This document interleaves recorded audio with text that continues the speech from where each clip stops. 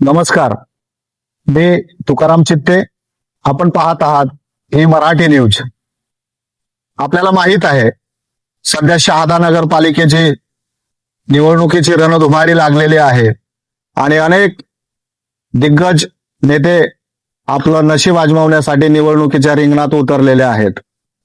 त्याच पार्श्वभूमीवर आज आपण अशा एका नेत्याची मुलाखत घेणार आहोत जे अतिशय दिलखुलास व्यक्तिमत्व आहे, ज्यांच्या हातून 20% राजकारण आणि 80% समाजकारण होत असतं. शहादा तालुक्यासाठी, शहादा तालुक्यातील शेतकऱ्यांसाठी, शहादा तालुक्यातील सामान्य नागरिकांसाठी त्यांचे योगदान खूप मोठं आहे. डामरखेड्याचा पूल असेल याच्यासाठी त्यांनी जन आंदोलन उभारलं आणि सामान्य जनतेला न्याय मिळवून देण्याचा त्यांनी प्रयत्न केला. सारंगखेडा रस्ता असेल, शेतकऱ्यांना ज्या रस्त्यामुळे प्रचंड अडचणींचा सामना करावा लागत होता, त्या सर्व अडचणी दूर करण्यासाठी या व्यक्तिमत्वाने खूप मोठं जन आंदोलन उभं केलं आणि लोकांना न्याय मिळवून दिला. गोमाई नदी पात्रातील नदी नांगरणी हा प्रकल्प त्यांनी राबवला, जो महाराष्ट्रातील पहिला प्रयोग होता आणि असंख्य शेतकऱ्यांना, ज्या शेतकऱ्यांच्या विहिरींना पाणी आटलेलं होतं, त्या विहिरींना पाणी परत आलं आणि शेतकऱ्यांना नवसंजीवनी मिळवून दिली. आज या दिलखुलास व्यक्तिमत्वाशी आपण चर्चा करणार आहोत. त्या दिलखुलास व्यक्तिमत्वाचे नाव आहे अभिजित पाटील. दादा, ही मराठी न्यूज मध्ये आपलं मनपूर्वक स्वागत. दादा, आपण उच्च शिक्षित आहात. सुरुवातीच्या काळामध्ये आपल्याला खूप मोठी राजकीय पार्श्वभूमी असताना देखील तुम्ही शिक्षण घेऊन अमेरिकेला स्थायिक झाले. एवढं सगळं असताना देखील तुम्ही अमेरिका सोडून पुन्हा मायभूमी परत आले आणि राजकारणात उतरले. ही प्रेरणा तुम्हाला नेमकी कुठून मिळाली? सर्वप्रथम ई मराठी न्यूजचे मी मनापासून आभार व्यक्त करतो की आपण आमच्या मनात जे आहे त्याच्याबद्दल चर्चेसाठी तुम्ही मला बोलवलं. खरं तर जो आपला प्रश्न आहे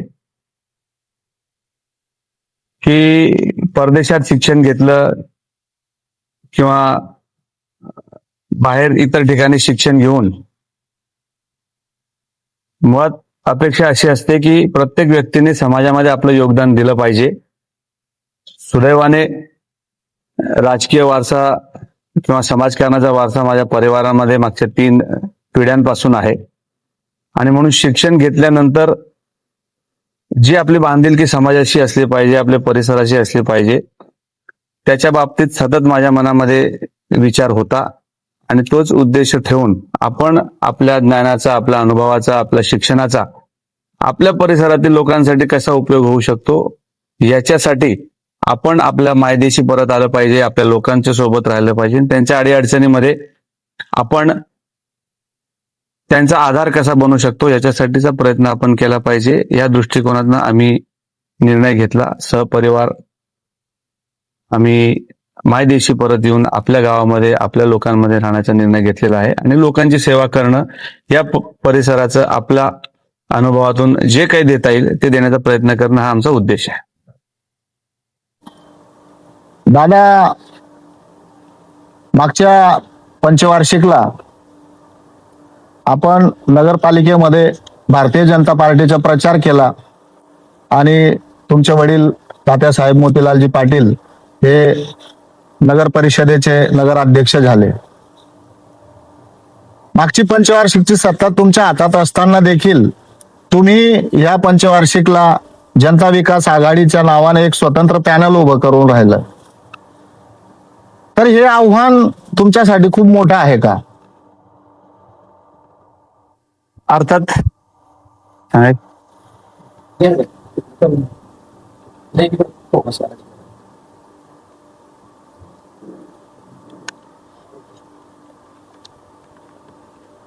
कुठलीही निवडणूक म्हटली मग ते ग्रामपंचायतीची असो, जिल्हा परिषदेची असो, नगरपालिकेची असो किंवा कुठली निवडणूक असली तरी ती आव्हानात्मकच असते.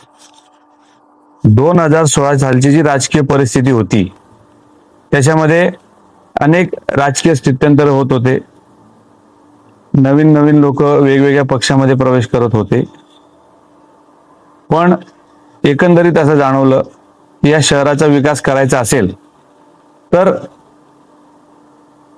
तेव्हा जो राजकीय प्रतिस्पर्धी आमचा गट आहे त्यांच्या विरोधातलं आमचं राजकारण आहे. आणि म्हणून संधी मिळाली.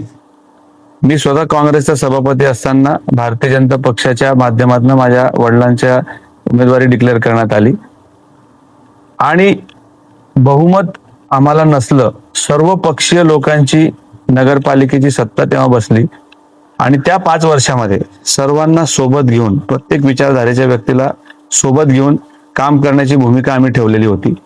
2016ची निवडणूक होऊन आता 9 वर्ष झालेले आहेत. मागच्या 5 वर्षामध्ये 4 वर्षामध्ये प्रशासक राज्य आणि त्याच्या पूर्वीचे पहिले 1-2 वर्ष करोनाचे गेले. म्हणजे तसं बघायला गेलं तर मागच्या 5 वर्षापासून प्रशासक राजवट सुरू आहे. आणि प्रशासक राजवटीमध्ये मुळात ज्या लोकांनी काम करायला पाहिजे होतं त्यांनी कुठल्याही प्रकारची जबाबदारी घेतलेली नाहीये. आणि म्हणून आम्ही असा विचार केला की आपले सर्व पक्षीय लोकांशी जर संबंध आहेत, कुठलीही एक विचारधारा संपूर्ण शहादा शहरामध्ये चालेल अशी परिस्थिती नाहीये. आणि सतत ध्रुवीकरणाचं राजकारण जर शहादा शहरामध्ये चाललं तर त्याची प्रगती होणार नाही. ही भूमिका ठेवून आम्ही जनता विकास आघाडी स्थापन करून सर्व विचारधारा एकत्र करून शहादे शहराचा, शहादा तालुक्याचा सर्वांगीण विकास कसा होईल, त्याच्यामध्ये प्रत्येकाचं योगदान कसं राहील, हा एकमेव उद्देश ठेवून आम्ही जनता विकास आघाडीची स्थापना केलेली आहे. अनेक लोकांचं, सामान्य नागरिकांचं, मतदारांचं अतिशय सकारात्मक प्रतिसाद आम्हाला याच्यामधनं मिळतोय आणि भविष्यात चांगलं जनमत आम्हाला मिळेल या अपेक्षेसह आम्ही लोकांपर्यंत जाणार आहोत.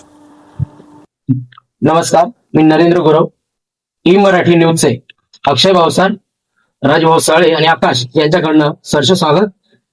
आपल्याशी दादासाहेब अभिजित मोतीलाल पाटील हितगुज करण्यासाठी आलेले आहेत. मगाशीच आमचे सन्मित्र ऍडव्होकेट तुकाराम भाऊ यांनी अनेक प्रश्नांचा उलगडा या ठिकाणी करून घेतला. आता मी दादासाहेबांना या ठिकाणी एक प्रश्न असा विचारेल की दादासाहेब, जनता विकास आघाडी जी आहे, अर्थात आपले विजन काय आहे या जनता विकास आघाडीमधून? कारण आपल्या विजनकडे पूर्ण शहादा शहराचे लक्ष लागून आहे. नुकतीच आपण 13 नोव्हेंबरला जनता सभा घेतली आणि या सभेमध्ये आपण सांगितलं की माझा फक्त विजन एकच आहे की तो म्हणजे जनतेचा विकास, शहादा शहराचा विकास. तो विकास आपण कसं करणार आहात, त्याच्यामध्ये काय उद्दिष्ट राहणार आहेत, हे आपण आमच्या ई मराठी न्यूजच्या माध्यमातून लोकांना सांगावं, कारण ही अपेक्षा लोकांनी व्यक्त केलेली आहे. आदरणीय दादासाहेब, शहादा तालुका आणि शहादा शहर याची एकेकाळीची जी ओळख होती ती अतिशय प्रगत असा शहर, प्रगत असा तालुका, शैक्षणिक क्षेत्रामध्ये, सांस्कृतिक क्षेत्रामध्ये, सहकार क्षेत्रामध्ये, राजकीय क्षेत्रामध्ये देखील शहादा तालुक्याच्या, शहादा शहराचा प्रचंड प्रभाव संपूर्ण उत्तर महाराष्ट्रामध्ये एकेकाळी होता.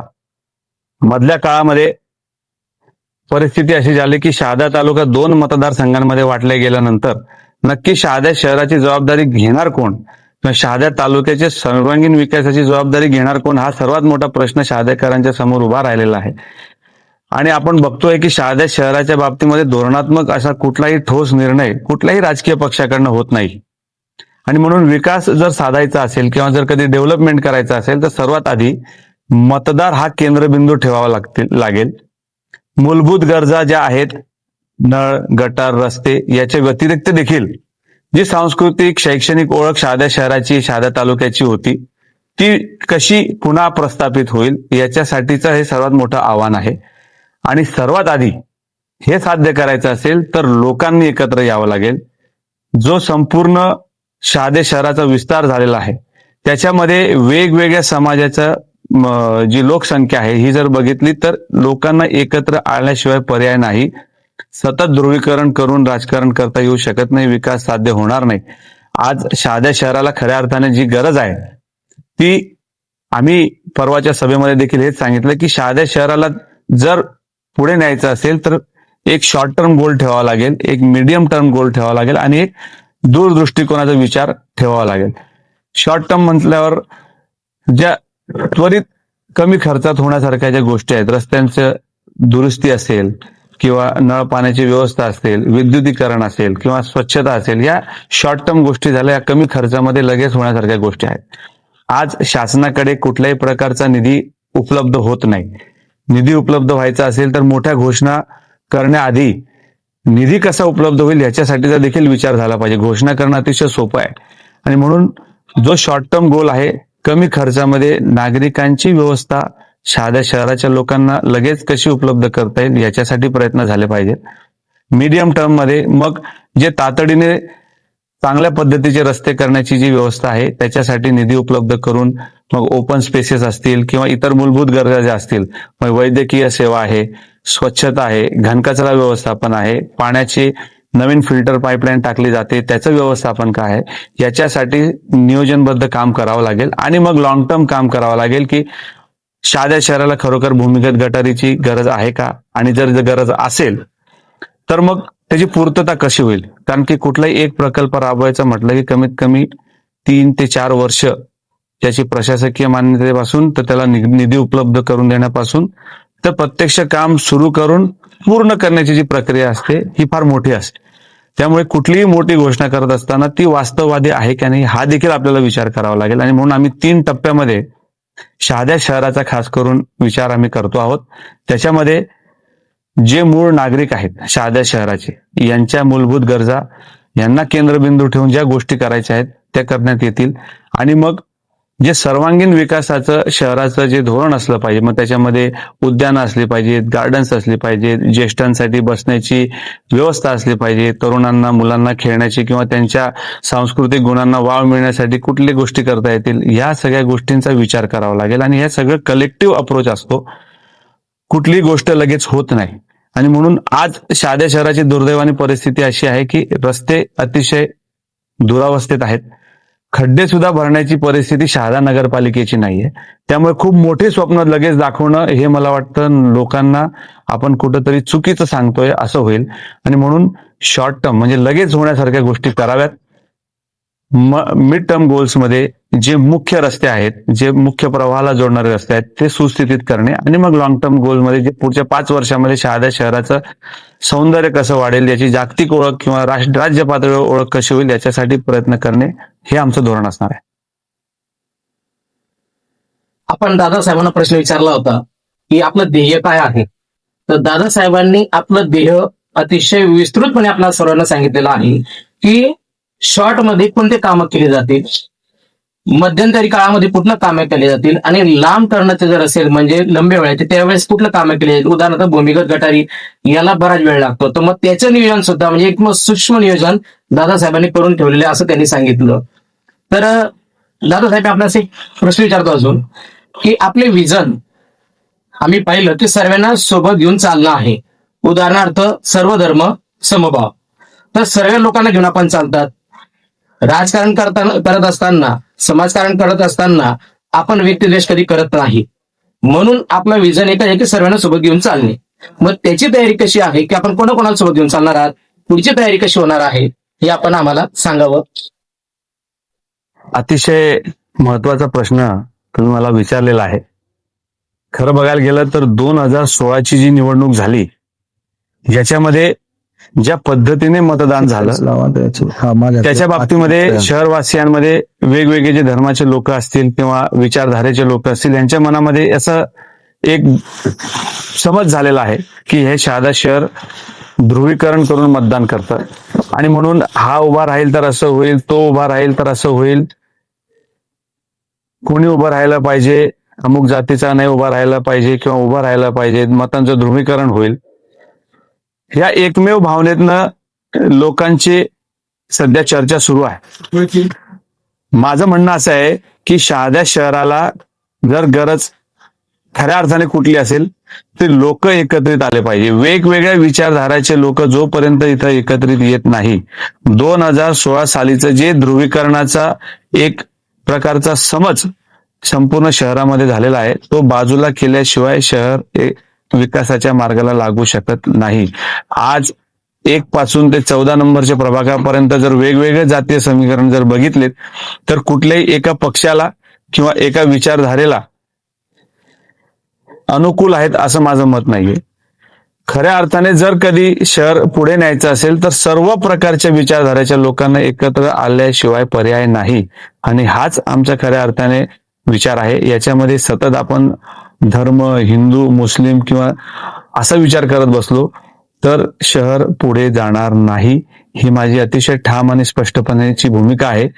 मागच्या 5 वर्षामध्ये किंवा 10 वर्षामध्ये मी जेव्हापासून सक्रिय राजकारणामध्ये सहभाग घेतलेला आहे, प्रत्येक जाती धर्माचे असतील किंवा कुठल्याही विचारधारेचे लोक असतील यांच्यासाठी काम करत राहणं, त्यांना एकत्र आणणं, एका व्यासपीठावर आणणं, समान अजेंड्यावर कसं सगळ्या लोकांना आणता येईल, लोकांचं चांगलं कसं होईल, शहराचा, परिसराचा, तालुक्याचा विकास कसा होईल, सातत्याने हाच विचार आमच्या डोक्यामध्ये आहे. त्यामुळे लोक एकत्रित आल्याशिवाय विकास होऊ शकत नाही.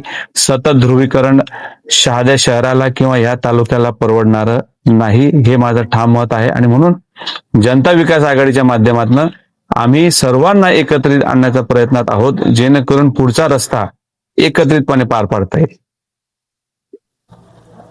दादा, गेल्या पंचवार्षिकला आपले वडील तात्यासाहेब हे नगराध्यक्ष होते, पण नगराध्यक्ष जरी होते तरी विरोधकांकडे संख्याबळ हे जास्त होतं.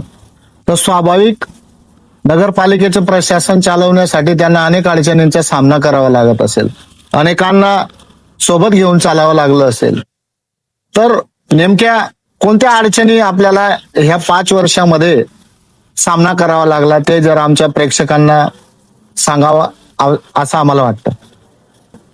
खरं तर कुठलंही प्रशासन चालवत असताना 2 गोष्टी अतिशय महत्वाच्या असतात. एक असते राजकीय इच्छाशक्ती आणि दुसरी असते प्रशासकीय इच्छाशक्ती. राजकीय इच्छाशक्ती म्हणजे ज्या लोकांना प्रतिनिधी म्हणून नगरपालिका असेल किंवा कुठलंही सभागृह असेल तिथं जेव्हा नागरिक पाठवतात तेव्हा वैयक्तिक मतभेद, वैयक्तिक द्वेष, वैयक्तिक विचारधारेमधला विरोध बाजूला ठेवून नागरिकांच्या सुखसोयीच्या सुविधा कशा उपलब्ध करता येतील याच्यासाठीची प्रक्रिया झाली पाहिजे. आणि म्हणून राजकीय इच्छाशक्ती महत्वाची असते. 2016 मध्ये जे जनमत लोकांनी दिलं त्याच्यामध्ये तात्यासाहेब जरी नगराध्यक्ष असतील तरी बहुमत हे काँग्रेस, MIM चे जे गटनेते तेव्हाचे होते मकरंदभाई ते होते.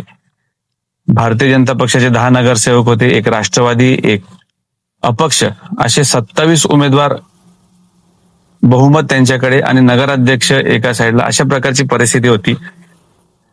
आणि म्हणून ध्रुवीकरणाच्या माध्यमातून जरी ती निवडणूक झालेली असेल, प्रचंड अविश्वास एकमेकांमध्ये जरी होता, तरी आम्ही हाच प्रयत्न केला की राजकीय दृष्ट्या आपले वैयक्तिक विचार, आपले मतभेद बाजूला ठेवून शहरासाठी आपण आपला इगो, आपला वैयक्तिक विचारसरणी बाजूला ठेवून जे बहुमतामध्ये आमचा विरोधी गट आहे त्यांना सुद्धा सोबत घेऊन काम करावं ही भूमिका होती. निश्चितपणाने असंख्य अडचणी त्याच्यामध्ये होत्या. प्रत्येक नगरसेवकाला असेल किंवा जो लोकप्रतिनिधी असतो त्याला वाटतं की त्याच्या प्रभागामध्ये जास्तीत जास्त काम झालं पाहिजे. प्रत्येकाचा एक वैयक्तिक अजेंडा असतो, परंतु शेवटी कुठलंही विकास काम करायचं असेल तर मी मगाशी म्हटलं त्याप्रमाणे राजकीय इच्छाशक्ती जरी असली तरी प्रशासकीय इच्छाशक्ती असणं फार महत्वाचं आहे. त्याच्यामध्ये निधी उपलब्ध करून देण्यापासून तर एस्टिमेट तयार करण्यापासून तर त्याची प्रशासकीय मान्यता मिळवून घेण्यापासून निधी कसा उपलब्ध होईल, त्याच्यानंतर ती टेंडर प्रक्रिया कशी पास होईल, काम कसं व्यवस्थित सुस्थितीत होईल, ही फार मोठी जबाबदारी ही प्रशासनाची असते. राजकारणामध्ये आपण ठराव अनेक गोष्टींचे करू शकतो, परंतु ते ठराव पूर्णत्वास न्यायचे असेल तर प्रशासनाला सुद्धा सोबत घ्यावं लागतं. इथून तर मंत्रालय असेल किंवा वेगवेगळे शासनाचे विभाग असतील यांच्यापर्यंत पोहोचण्याची मानसिकता ठेवावी लागते. त्यामुळे जोपर्यंत प्रशासकीय आणि राजकीय इच्छाशक्तींचा मेळ होत नाही तोपर्यंत कुठल्याही स्थानिक स्वराज्याचा विकास होऊ शकत नाही. त्यामुळे असंख्य अडचणी होत्या, वेगवेगळे विचारधाराचे लोक होते, त्यांना सोबत घेण्यासाठी सतत त्यांच्याशी संपर्क साधणे, सतत त्यांच्या मनातल्या शंका कुशंका दूर करणे, या प्रक्रियेच्या माध्यमातून आम्ही नेहमी सांगत आलेलो आहोत की 100 कोटीच्या वर आम्ही कामं केली आणि ती जग जाहीर आहेत. आम्ही कुठल्याही गोष्टी लपवून केलेल्या नाहीत, लोकांच्या समोर मांडलेल्या आहेत. काही चुका निश्चितपणाने झाल्या असतील, सगळ्यांची मनं 100% लोकशाहीमध्ये आपण पूर्ण करू शकतो असं नसतं, परंतु आपल्याला जी जबाबदारी दिलेली आहे त्याच्यामध्ये नागरिक केंद्रबिंदू जर ठेवला तर आपले वैयक्तिक विचार, आपले वैयक्तिक मतभेद बाजूला ठेवूनच प्रत्येक राजकारणाला काम करावं लागतं. आम्ही देखील 5 वर्षामध्ये तोच प्रयत्न केलेला आहे. भविष्यामध्ये देखील शहरासाठी, या तालुक्यासाठी जे काही करावं लागेल, ज्याच्यापर्यंत जावं लागेल, मग तो कुठल्याही राजकीय विचारधारेचा असेल किंवा जो कोणी या शहरामध्ये, तालुक्यामध्ये सकारात्मक योगदान देण्यासाठी सक्षम असेल, अशा व्यक्तींपर्यंत आम्ही जाऊन त्यांचं योगदान कसं मिळवता येईल याच्यासाठी आमचा प्रयत्न असणार आहे. दादा, गेल्या 13 तारखेला जनता विकास आघाडीच्या वतीनं खूप मोठी जनसभा आपण आयोजित केली. त्या व्यासपीठावर आपण म्हणालेत की शहादा शहराचा विकास हाच आमचा अजेंडा आहे. तर तुमची ही विकासाची संकल्पना नेमकी काय आहे ते आपण कृपया सांगावं.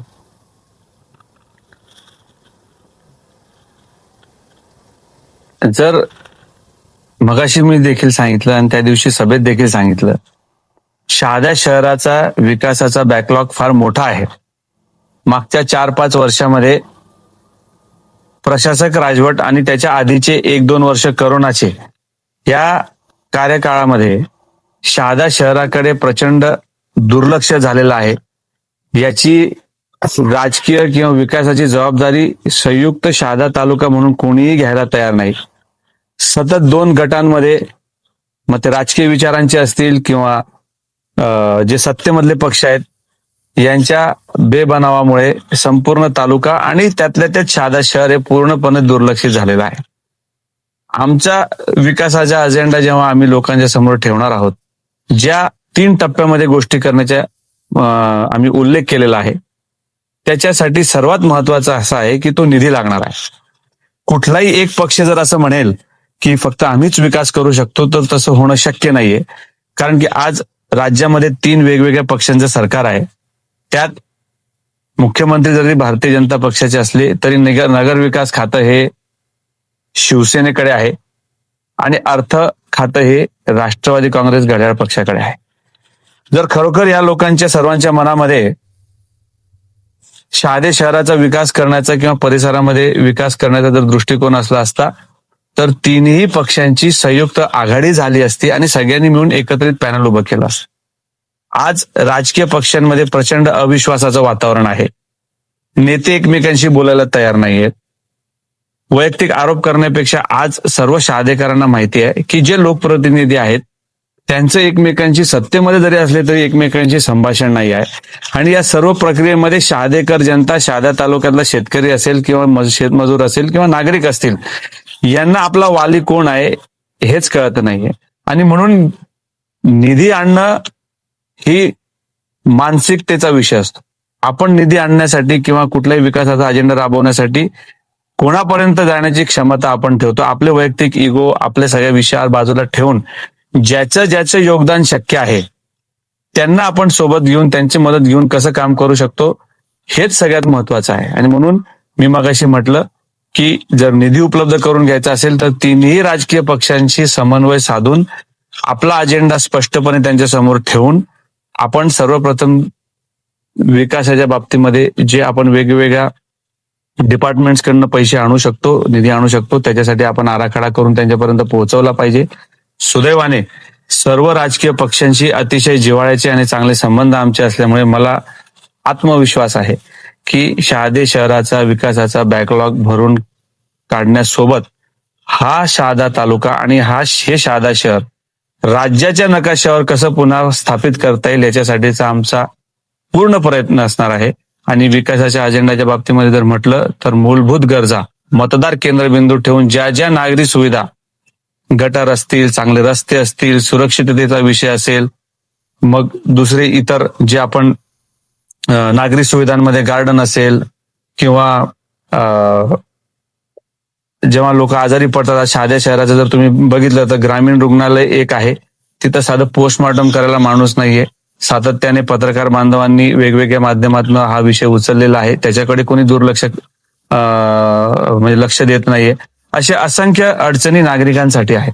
आणि म्हणून सर्वांगीण विकास करायचा असेल तर ह्या वेगवेगळ्या डिपार्टमेंट जे वेगवेगळ्या मंत्र्यांकडे वेगवेगळ्या राजकीय पक्षांच्या लोकांकडे आहेत त्यांना सांगावं लागेल की राजकीय पक्षांच्या विचारपेक्षा नागरिकांचं हित हे जास्त महत्वाचं आहे. आणि म्हणून आपण सगळेजण आमच्या या शहादेकरांसाठी तुम्ही आम्हाला मदत करा ही हात जोडून विनंती आम्ही सर्व राजकीय पक्षांना करणार आहोत.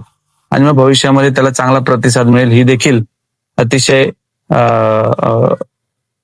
महत्वाचा विषय माझ्या दृष्टिकोनातनं मी ठेवलेला आहे.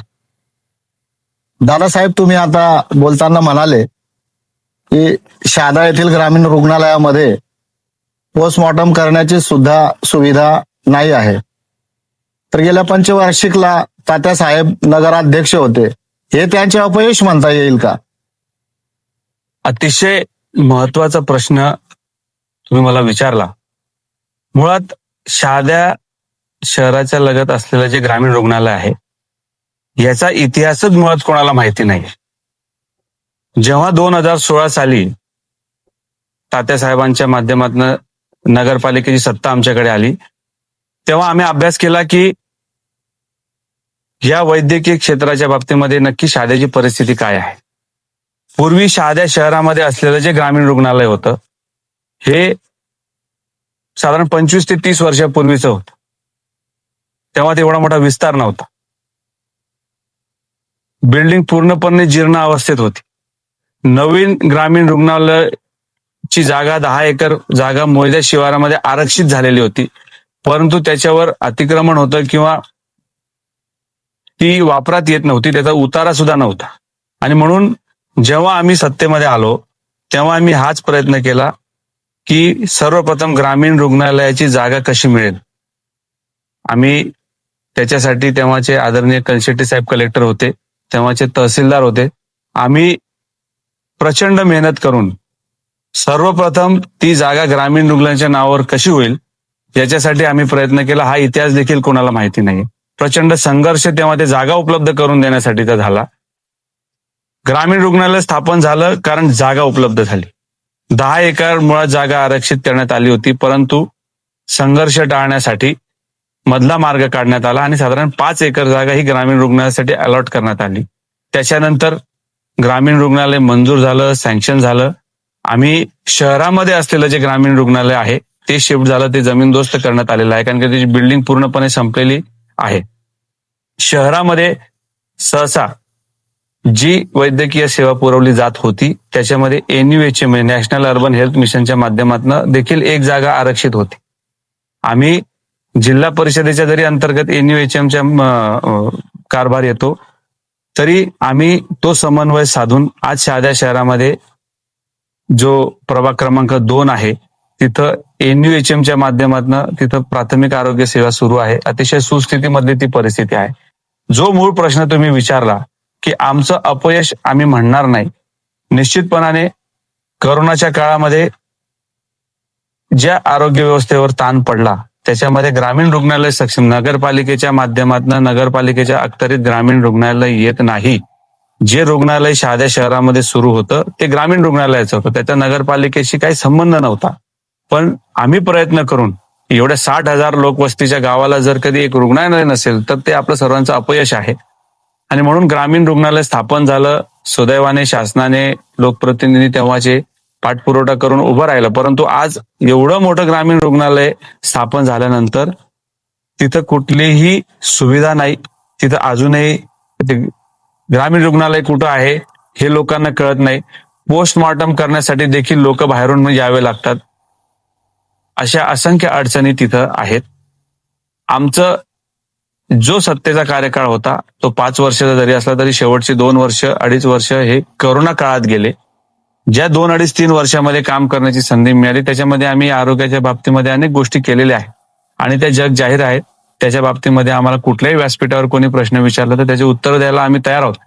परंतु मागच्या 5 ते 6 वर्षामध्ये जो प्रशासक पिरियड सुरू आहे, दुर्दैव असं आहे की आम्ही सतत लोकांमध्ये असतो परंतु लोकांना असं वाटतं की आम्ही सत्तेमध्ये आहोत. मुळात आम्ही सत्तेमध्ये नाही आहोत, आम्ही लोकांमध्ये आहोत.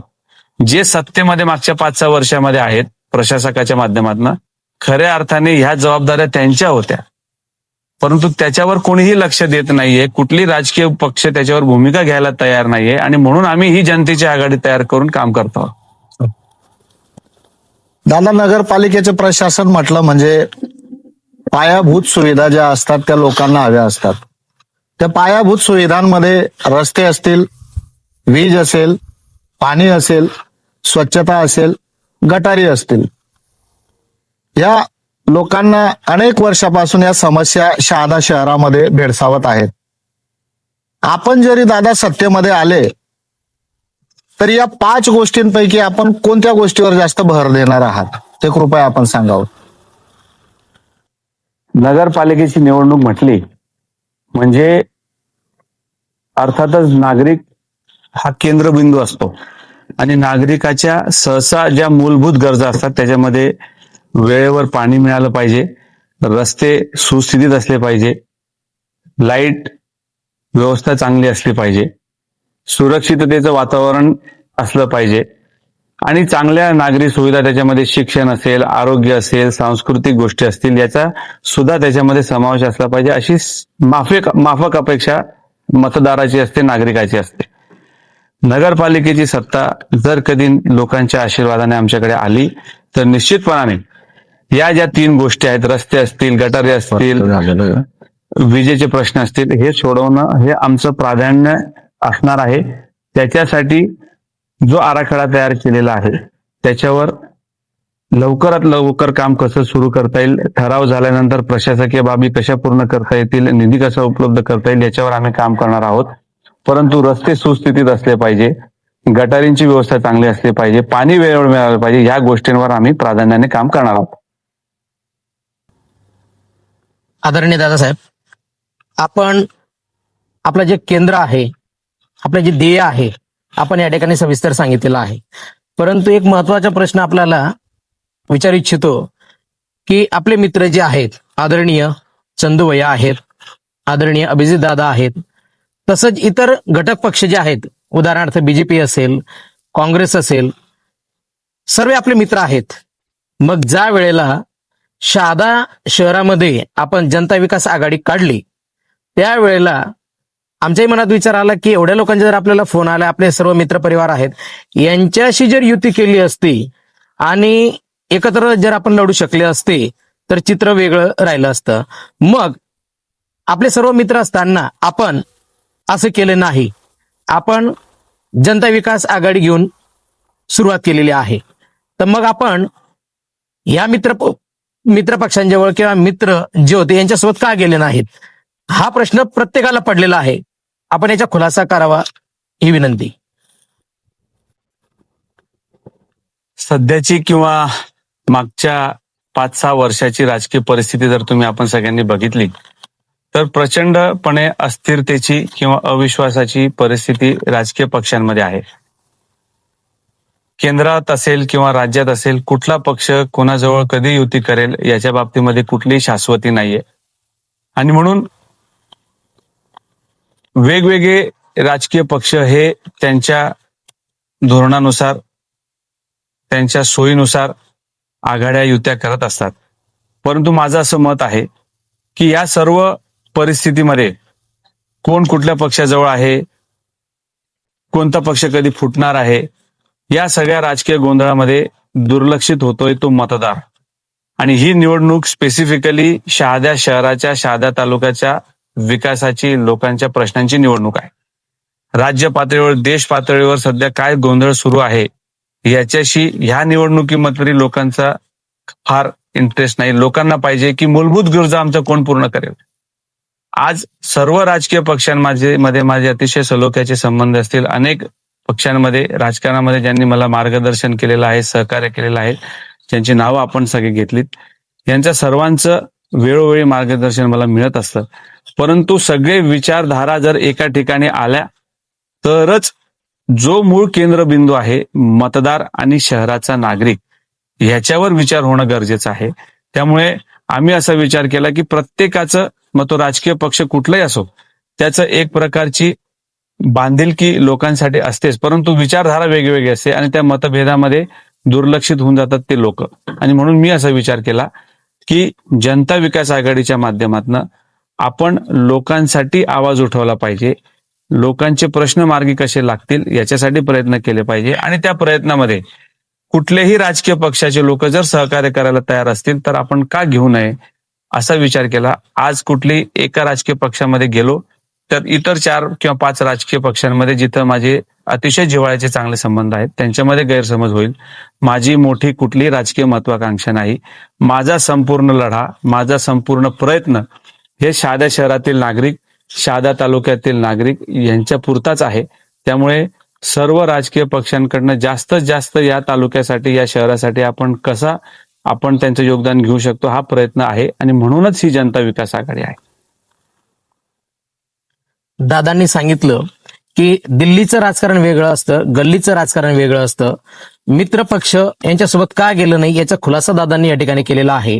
पण दादांना मी एक प्रश्न आणखीन एक विचारू इच्छितो की जनता विकास आघाडी आपण शहादा शहरासाठी केलेली आहे. मग निवडणूक ही नंदुरबारला पण आहे, तळोद्याला पण आहे आणि नवापूरला पण आहे.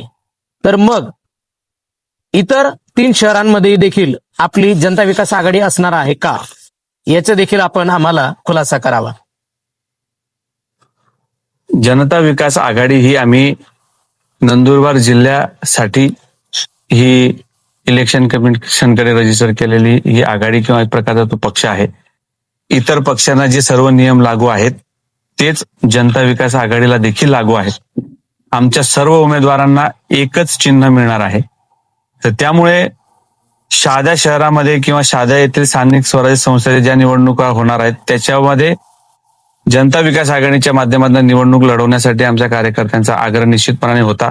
परंतु त्याच्यासोबत तळोदा असेल, नंदुरबार असेल, नवापूर असेल, इथून देखील अनेक लोकांनी आम्हाला विचारलेलं आहे की जर तुमच्या पक्षाच्या माध्यमातून आम्ही निवडणूक लढवण्याचा विचार केला तर तुम्ही आम्हाला सहकार्य कराल का. त्यावर आम्ही सगळ्यांना हेच सांगितलेलं आहे, जे लोक आमची मुळात जी विचारधारा आहे की नागरिकांना, लोकांना केंद्रबिंदू ठेवून जेही लोक राजकारण, समाजकारण करू इच्छितात त्यांच्यासोबत जनता विकास आघाडीच्या माध्यमातून आम्ही त्यांच्यासोबत राहणार आहोत. त्यामुळे ह्या विचारधारेशी संलग्न असणारे जे कोणी राजकीय व्यक्ती असतील, उभा राहण्यास इच्छुक असलेले उमेदवार असतील त्यांना आम्ही जनता विकास आघाडीच्या माध्यमातून उमेदवारी देणार आहोत. येत्या काळामध्ये 17 तारखेनंतर अधिकृतरित्या सर्व उमेदवार डिक्लेअर झाल्यानंतर कोणाला एबी फॉर्म मिळतात ते आपल्याला कळेलच. परंतु निश्चितपणाने तळोदा असेल किंवा नंदुरबार असेल, नवापूर असेल, इथे देखील जे लोक आमच्या सोबत, आमच्या चिन्हावर उभा राहण्यास इच्छुक आहेत त्यांना आम्ही सोबत घ्यायला तयार आहोत. दादांनी सांगितलं की मतदार हा केंद्रबिंदू आहे, त्याला कोणत्या अपेक्षा आहेत, कोणत्या गरजा आहेत ते पुरवणं आपलं उद्दिष्ट आहे. जर जनता विकास आघाडीकडून तळोदा असेल, नंदुरबार असेल किंवा नवापूर असेल, ज्या ज्या ठिकाणी मागणी झाली त्या ठिकाणी आपण आपली जनता विकास आघाडी सुरुवात करणार आहोत. खास करून तळोद्याकडे देखील दादांचं लक्ष आहे.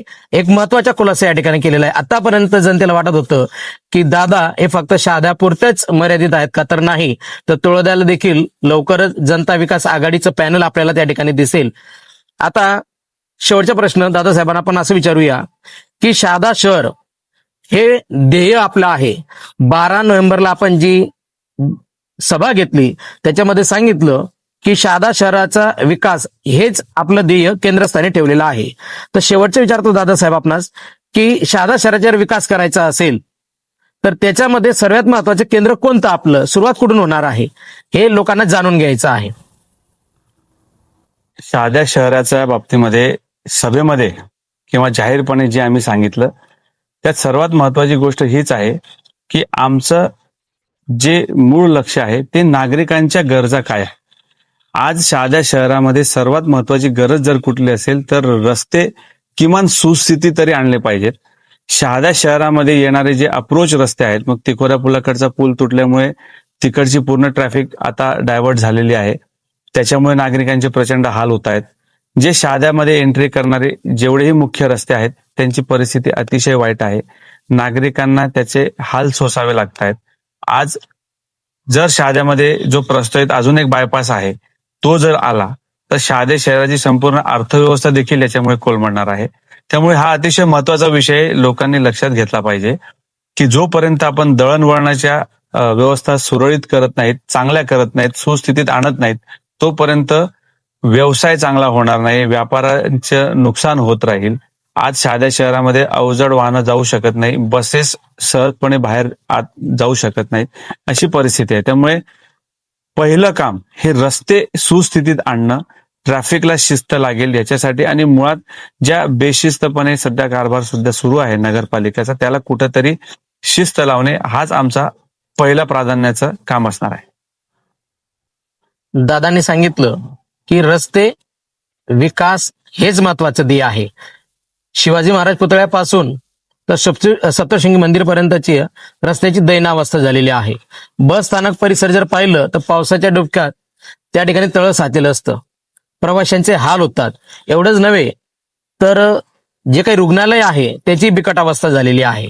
तर लोकांच्या गरजा ओळखून त्या पूर्तता करणं हे पहिलं प्राधान्य असणार आहे, असं दादांनी या ठिकाणी सांगितलेलं आहे.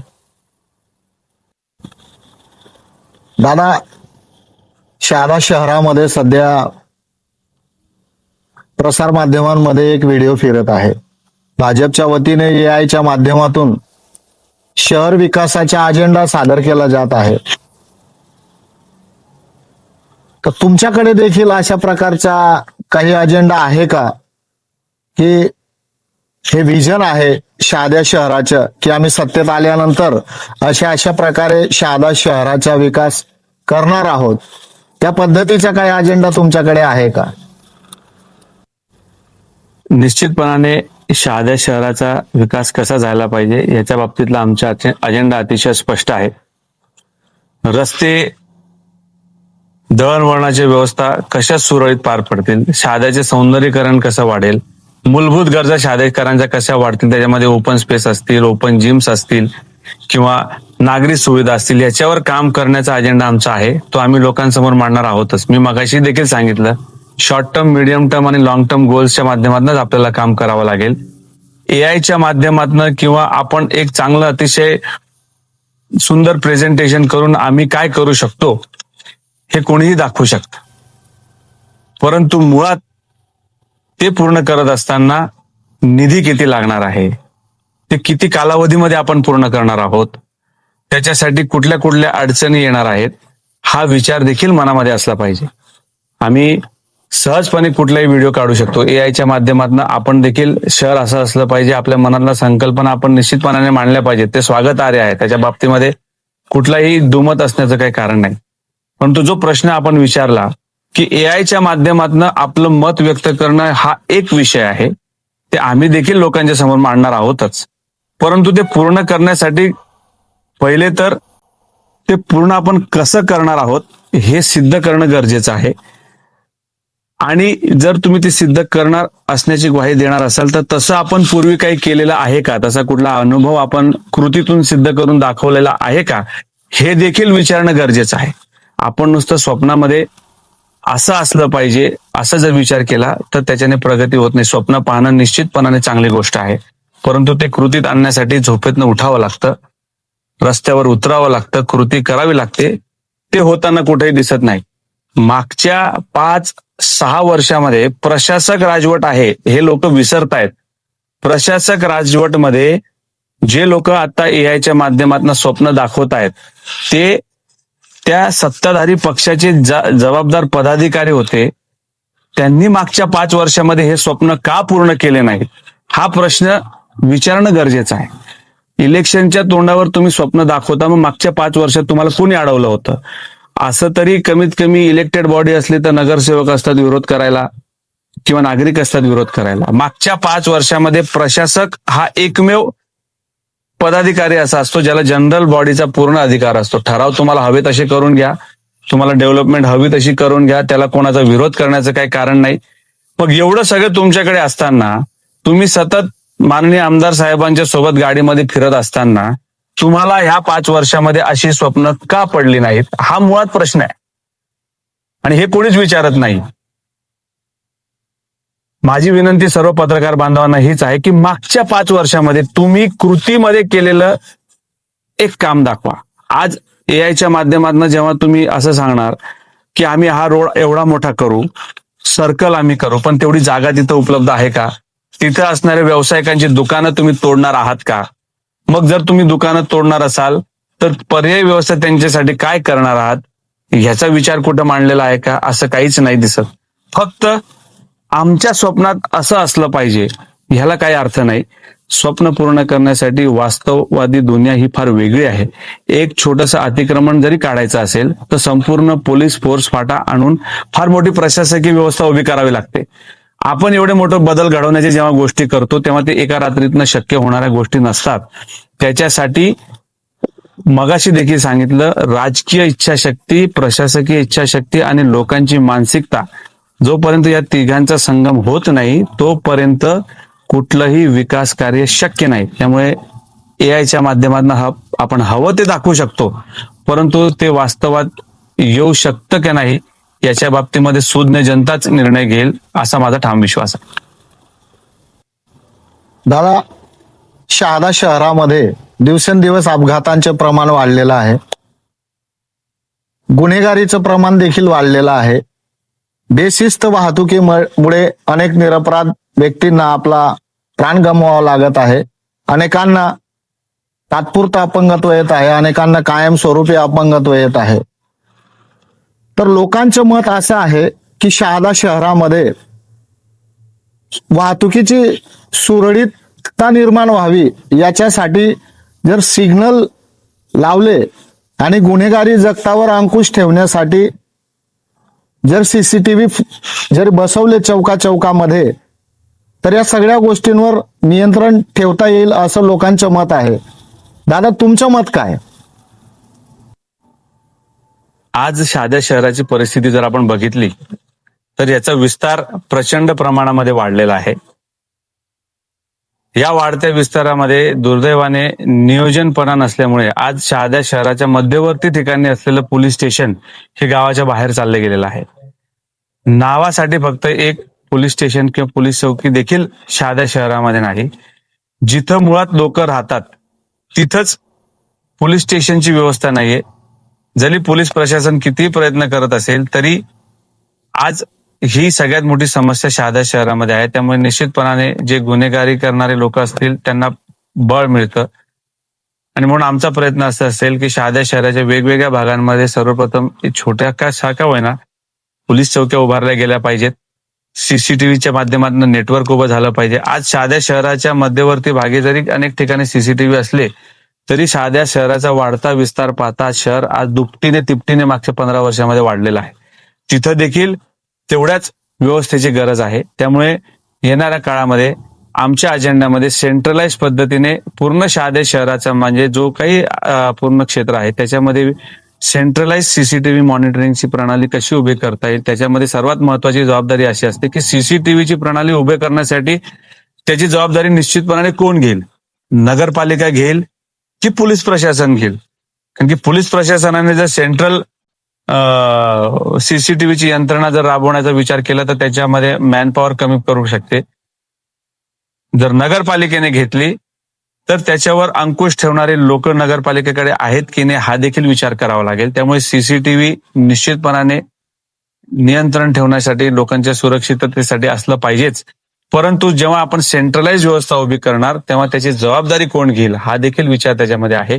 आणि म्हणून आम्ही याच्यामध्ये पोलीस प्रशासन असेल, गव्हर्नमेंट असेल किंवा नगरपालिका प्रशासन असेल यांच्या तिघांना सोबत घेऊन ही व्यवस्था उभी करणार आहोत. हा देखील आमच्या अजेंड्याचा एक भाग आहे.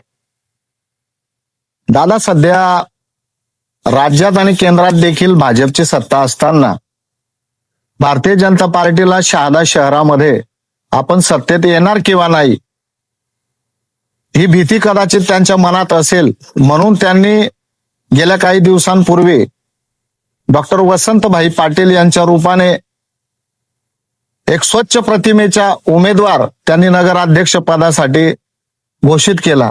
आणि आता कालच मकरंद बापू यांनी देखील नगराध्यक्ष पदासाठी भाजपच्या वतीने उमेदवारी अर्ज दाखल केलेला आहे.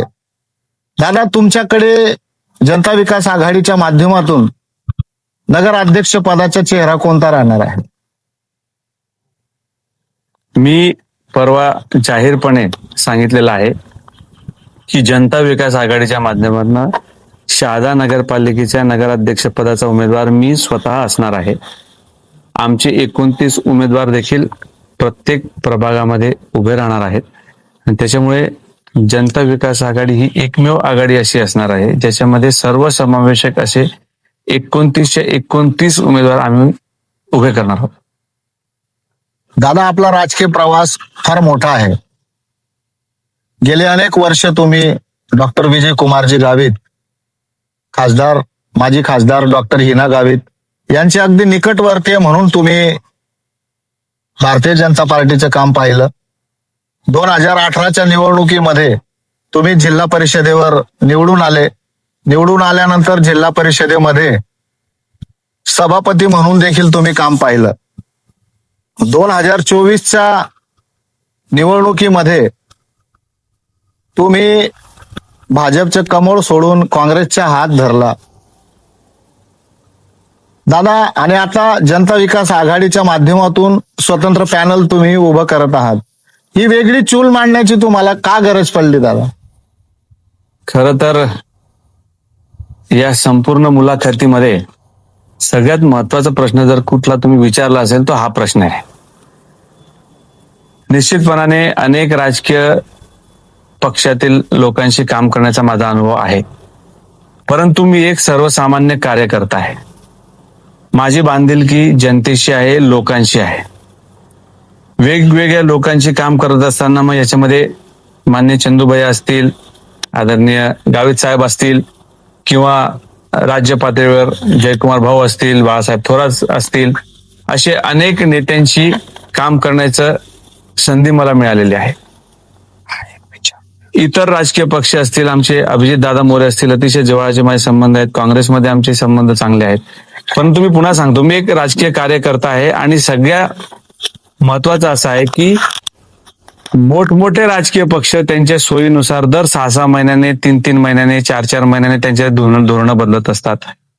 ज्या राष्ट्रवादी पक्षाच्या बाबतीमध्ये मोठे मोठे आरोप खुद्द प्रधानमंत्री साहेबांनी देखील केले, ते आज सत्तेमध्ये त्या पक्षासोबत आहेत.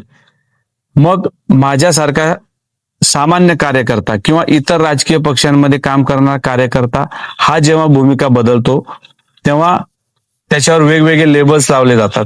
तर मला असं वाटतं की खास करून जे राजकीय पक्षामध्ये काम करणारे कार्यकर्ते असतील यांनी अशा गोष्टींनी खचून न जाता जे आपल्या मनाला योग्य वाटतंय, जे आपण आपल्या माध्यमातून लोकांसाठी चांगलं करू शकतो, ही भावना तुमच्या मनामध्ये जर प्रबळ असेल तर आपण वेगळी एक आघाडी स्थापन करून लोकांसाठी काम करावं ही भावना आहे. त्याच्यामध्ये आमचा कोणाशी वैर नाही, आमचं कोणाशी भांडण नाही.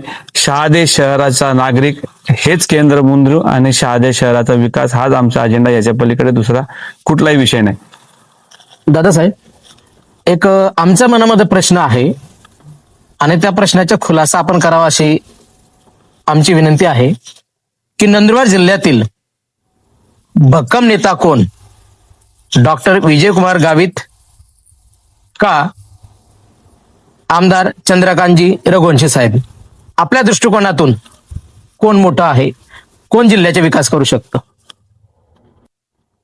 या नंदुरबार जिल्ह्याने अनेक धुरंधर नेते महाराष्ट्राला दिले. जो प्रश्न आपण आता विचारलेला आहे की भक्कम नेता कोण, माननीय चंद्रकांतजी रघुवंशी की आदरणीय डॉक्टर विजयकुमारजी गावित साहेब? सुदैवाने माझा दोनही नेत्यांशी काम करण्याचा अनुभव दांडगा आहे. दोघांशीही मी अनेक विषयांवर वेगवेगळ्या वेळेस काम केलेलं आहे. दोघंही माझे कधी काही मार्गदर्शक राहिलेले आहेत. परंतु प्रत्येकाचं एक बलस्थान असतं. काही ठिकाणी माननीय चंदूभैया हे अतिशय उजवे आहेत, सक्षमपणे ते काही प्रश्न मार्गी लावू शकतात. परंतु त्याच्यासोबत गावित साहेब देखील, जरी आमची राजकीय विचारधारा वेगळी असेल, मतभेद असतील, तरी त्यांच्या बाबतीमध्ये देखील ते काही गोष्टींमध्ये अति सक्षम आहेत. काम करण्याची, लोकांसाठी विषय मांडण्याची त्यांची एक वेगळी हातोटी आहे. त्यामुळे हा प्रश्न आपण मुळातच विचारणं चुकीचं आहे की दोघांपैकी भक्कम कोण आहे. मुळात ह्या नंदुरबार जिल्ह्यातील लोकांसाठी अहोरात्र मेहनत करण्याची, लोकांचे प्रश्न मांडण्याची जर ऊर्जा नवीन पिढीतल्या राजकारण्यांनी जर घ्यायची असेल तर ह्या दोघांकडनं देखील घेतली पाहिजे. कारण की रात्रंदिवस कारण की जेव्हा एखादा माणूस राजकारणामध्ये उतरतो त्याच्यावर टीका करणं अतिशय सोपं आहे, त्याची चेष्टा करणं अतिशय सोपं आहे. पण एखादा राजकारणी माणूस जेव्हा विषय मांडतो, गल्लीपासून तर दिल्लीपर्यंत तो जेव्हा मेहनत करतो, प्रशासन चालवतो, त्याच्या परिवारावर, त्याच्या स्वतःच्या आरोग्यावर काय बीतते ह्याचा सहसा नागरिक लोक विचार करत नाही. अतिशय सहजपणे आपण दोघांमध्ये कंपॅरिझन करून ह्या विषयाला आपण इतकं हलक्यात घेणं माझ्या दृष्टिकोनातून काही योग्य नाही. दोघंही जण सक्षम आहेत, दोघांसोबतही मी काम केलेलं आहे. आणि भविष्याचे जर कधी पुढारी घडायचे असतील, भविष्यातले जर राजकारणी घडायचे असतील, तर त्यांनी ह्या दोघांकडनं एक गोष्ट शिकणं गरजेचं आहे की सतत लोकांसाठी काम करत राहा. आपले मुद्दे जर लोकांना चांगले वाटले तर ते तुम्हाला सत्तेमध्ये बसवतील, आणि हे आपण अनुभवलेलं आहे. कधी काळी एका गटाची सरशी होते, कधी दुसऱ्या गटाची सरशी होते. त्यामुळे आपण हा भेदभाव करण्यापेक्षा लोकांचे विषय कोण जास्त प्रभावीपणे मांडत आहे हा जर विचार केला तर दोघेही जण आपापल्या जागी योग्य आहेत. दादांनी सांगितलं की दोघही नेते भक्कम आहेत आणि दोघं नेत्यांची काम करण्याची पद्धत वेगळी आहे आणि त्यांचे वेगळेपण हेच आपल्याला एक शिकवण आहे, असं दादांनी या प्रश्नाचे उत्तर दिलेलं आहे. दादासाहेब, आता शेवटचा प्रश्न असा आहे की ज्या पद्धतीने शहादा नगरपालिकेमध्ये आपली जनता विकास आघाडी काम करणार आहे, त्याच पद्धतीने आगामी जी जिल्हा परिषद आहे, पंचायत समिती आहे, त्याच्यामध्ये देखील आपले उमेदवार असणार आहेत का? जिल्हा परिषदेची, पंचायत समितीची निवडणूक देखील येणाऱ्या काळात लागण्याची दाट शक्यता आहे. अनेक समीकरणं नगरपालिकेच्या निवडणुकीच्या निकालानंतर बदलणार आहेत, परंतु निश्चितपणे आमच्या विचारांचे उमेदवार हे जिल्हा परिषदेमध्ये, पंचायत समितीमध्ये देखील असणार आहेत. या नगरपालिकेच्या निवडणुकीमध्ये आमच्या सोबत कोण आहेत, आम्हाला साथ कोण देत आहे, याच्यावर देखील जिल्हा परिषद, पंचायत समितीच्या निवडणुकीचे समीकरण आम्ही ठरवणार आहोत. त्यामुळे निश्चितपणाने उमेदवार असतील, परंतु कशा पद्धतीने ती सगळी व्यवस्था उभी राहील हे येणाऱ्या काळात आम्ही ठरवणार. तर आता आपण शहादा कृषी उत्पन्न बाजार समितीचे सभापती तथा जनता विकास आघाडीचे प्रमुख दादासाहेब अभिजितजी पाटील यांच्याशी दिलखुलास गप्पा करत होतो. ही मुलाखत तुम्हाला आवडली असेल तर चॅनलला नक्की सबस्क्राईब करा. तुमच्या प्रतिक्रिया कमेंट्स बॉक्समध्ये कळवा. आणि हो, अशाच स्वरूपाची मुलाखत तुम्हाला जर अजून पाहायची असेल तर चॅनलला लाईक करायला विसरू नका. तुर्तास धन्यवाद. आदरणीय दादासाहेब अभिजित मोतीलाल पाटील अर्थात अभिजित दादा आपल्या ई मराठीचा मुलाखतीसाठी या ठिकाणी आलेत. दादांचे आमच्या सर्व टीम कडनं आभार व्यक्त करतो. ई मराठीचे अक्षय भावसार, आराजू भावसाळे आणि आकाश यांनी दादासाहेबांचं सत्कार देखील केलेला आहे. या ठिकाणी आम्ही एवढं सांगू इच्छितो की या छोट्या इंटरव्ह्यूमध्ये आपण आलात, आपला सर्व विचार या ठिकाणी मांडलेत आणि आमचं एकच ध्येय आहे की आपले विचार लोकांपर्यंत पोचवायचं. आम्हाला सर्व सहकार्य केलं म्हणून धन्यवाद.